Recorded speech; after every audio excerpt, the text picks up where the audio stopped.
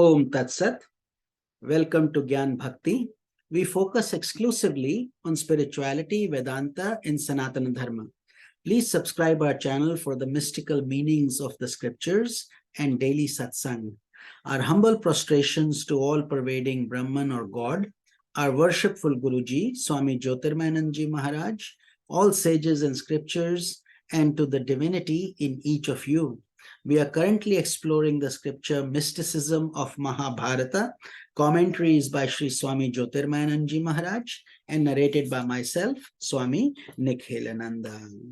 So yesterday we were studying the destruction of Jarasandha, the demoniac king, and the fight between Bhima and Jarasandha. On the 14th day, Bhima succeeded in getting the advantage over his opponent, and he lifted Jarasandha by his legs and whirled him around in the air. However, even at that moment, Bhima had no idea about how he could actually kill that seemingly indestructible demon.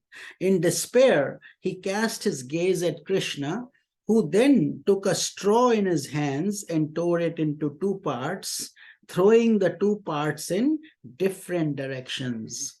Bhima took the hint and tore Jarasandha longitudinally into two halves, throwing the two halves in different directions so that they could not come together again. Thus, with his unusual divine craftiness, Krishna worked out the death of this wicked king. Mystically speaking, the destruction of Jarasandha is a fight against the most powerful enemy of mankind, the spirit of raga and dvesha, or attachment and hatred. The two halves of Jarasandha's body were put together by the demoness Jara, whose name means old age. So too, it is the spirit of old age that puts together those twin aspects of human personality, attachment and hatred, in every embodiment.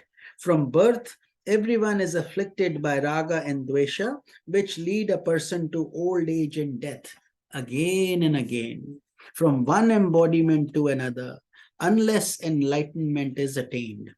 Jarasandha had to be killed in order for Yudhishthira to perform Rajasuya Yagya.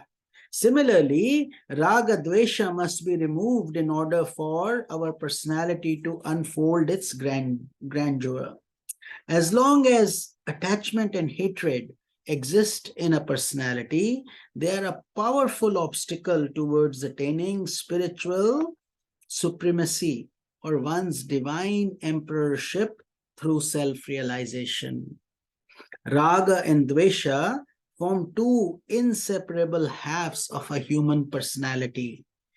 If we are attached to something, then that attachment invariably creates the basis for hatred also. We will begin to hate anything that comes in the way of our attachment. Also, if the objects to which we are attached to do not yield the satisfaction that we expect, then that creates frustration. We become angry only with objects to which we have been attached to. Thus, we can't have raga without dvesha, and they are joined together in such a manner that it is very difficult to know which is which.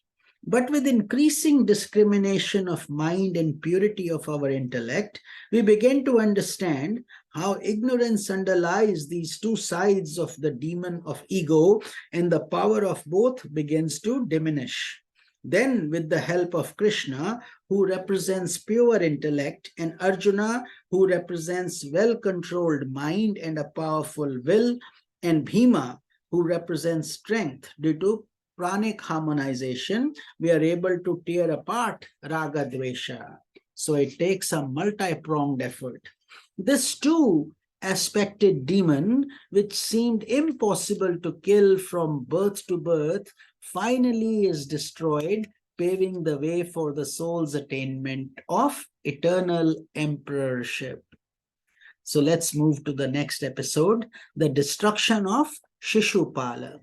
After the destruction of Jarasandha, the way was cleared for establishing the emperorship of Yudhishthira and for the performance of Rajasuya Yagya.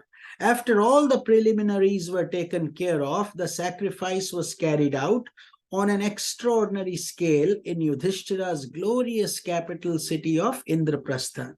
At a certain point during the performance of Rajasuya Yajna, it was customary to honor with gifts the kings who were present.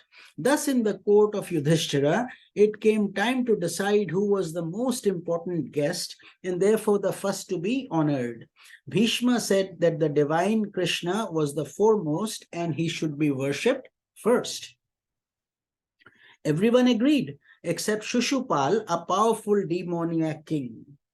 To show his disrespect, he arose and continued to revile Krishna in the midst of the royal assembly. On and on he went, belittling the glorious deeds of Krishna and arousing the wrath of those who were loyal to the Pandavas. To stop anyone other than Krishna from striking out against Shishupala, Bhishma told the assembly the story of the king's strange birth and the roots of his animosity towards Krishna. He explained how Shishupala had been born with a deformed body, having 3 eyes and 4 arms and braying like a donkey.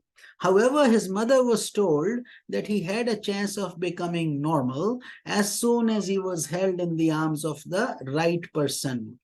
Ironically, the person who would one day be responsible for his death also.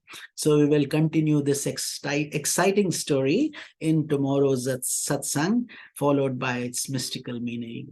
This is Swami Nikhilanand. Om Tat Sat.